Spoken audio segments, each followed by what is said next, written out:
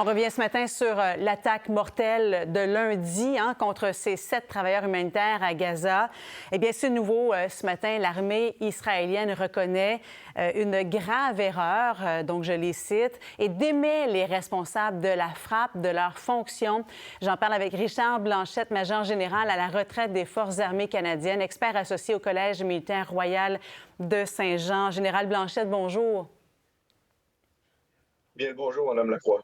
Merci d'être avec nous ce matin. Donc, ce sont les conclusions qui viennent de sortir de l'enquête qui se poursuit quand même, mais conclusions préliminaires de l'armée israélienne, où on dit que la frappe contre les véhicules des travailleurs, ça résulte d'une défaillance grave due, on dit qu'on a finalement identifié de façon erronée une cible. On pensait en fait que c'était un responsable du Hamas qui était à l'intérieur du véhicule. Quelle est votre lecture de cette enquête? Si vous le permettez, Mme Lacroix, je vais peut-être commencer par offrir mes condoléances à la famille du caporal-chef Jacob Flickinger parce qu'il était un membre de mon régiment. Et sur les réseaux sociaux hier, ses confrères d'armes, ses consoeurs d'armes ont vraiment exprimé toute la peine qu'ils ressentaient suite à ce terrible incident. Et pour faire suite à votre question, effectivement, l'enquête a révélé que les erreurs qui ont été commises étaient reliées à ce qu'on appelle communément dans les forces canadiennes et dans toutes les forces qui sont dans les théâtres d'opération, la notion de commandement et contrôle. C'est-à-dire de quelle façon est-ce que vous devez vraiment effectuer ce contrôle sur les décisions qui doivent être prises dans une chaîne qui va bien sûr, à travers les armes qui circulent dans le secteur d'opération, comme les drones qui permettent d'avoir des actions très rapides pour surprendre l'ennemi. Et dans ce cas-ci, en toute évidence, les Israéliens, selon le rapport préliminaire, croyaient qu'il y avait à l'intérieur de ces véhicules des terroristes, des acteurs du Hamas, alors que ce n'était effectivement pas le cas. Oui. Et l'armée israélienne qui a décidé de démettre de leur fonction 2 responsables. Il y en a 3 autres qui seront formellement réprimandés, dit l'armée israélienne. Alors, on montre des coupables du doigt. Quel genre d'explication vous y voyez là, d'avoir très rapidement, finalement, limogeage qui s'ensuit?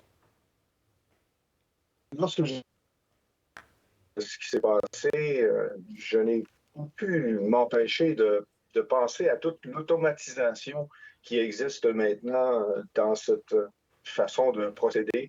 On parle beaucoup d'intelligence artificielle maintenant, on parle beaucoup d'essayer d'entrer à l'intérieur de la boucle de décision de l'ennemi de façon à ce que, au moment où est-ce qu'il y a une détection, au moment où est-ce que les différents sensors ont été en mesure de ramasser de l'information, d'agir le plus rapidement possible. Malheureusement, parfois, ces décisions-là sont prises sans qu'il y ait une révision appropriée de la part des humains qui sont impliqués dans le processus. Et est-ce que cette enquête, qui est relativement peu indépendante, parce que ce que l'on en comprend, c'est que c'est à l'intérieur des forces de défense israéliennes que cette enquête a été menée. Oui. Est-ce qu'on va vraiment voir le fond de ça? Ça reste certainement à déterminer. Oui, il y a d'autres pays qui ont réclamé une enquête indépendante. Et d'ailleurs, dans les dépêches ce matin, on voit aussi que l'ONG américaine World Central Kitchen a demandé la création d'une commission d'enquête indépendante pour faire la lumière. Effectivement. Et est-ce que cela va se produire?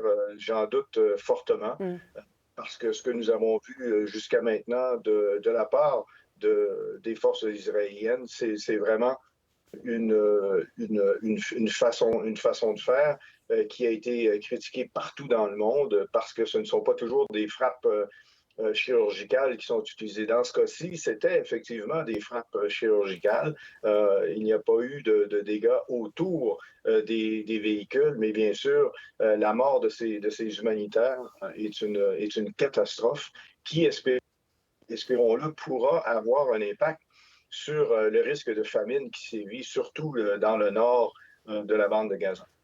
Oui, et justement, il y a des points d'entrée là, pour de l'aide humanitaire qui seront ouverts au cours des prochains jours. Donc, c'est l'une des plus récentes annonces également faites par Israël à la suite des discussions assez tendues qui ont eu lieu pendant une bonne trentaine de minutes hier entre Joe Biden et Benjamin Netanyahou. Richard Blanchette, merci beaucoup d'avoir été là, major général à la retraite des Forces armées canadiennes, expert associé au Collège militaire royal de Saint-Jean. Merci bien.